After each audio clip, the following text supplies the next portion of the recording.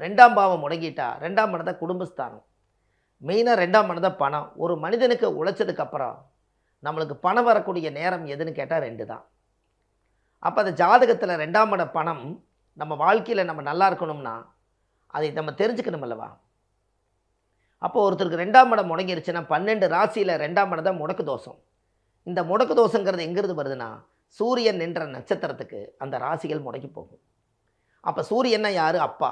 அப்பாவோட உயிர் கருவோய் அம்மா கர்ப்பத்தில் வச்சு தானே ஒரு குழந்தை பிறக்கும். அப்போ கரு உருவாகும் போதே கர்மா உருவாயிரும். பிறக்கும் போது உருவாகாது, விதைக்கும் போதே உருவாயிரும். அப்போ இந்த கர்மா நம்ம ஜாதகத்தில் முடக்கு தோஷத்தில் 2ஆம் பாவம் என்ன சாதாரண விஷயமா?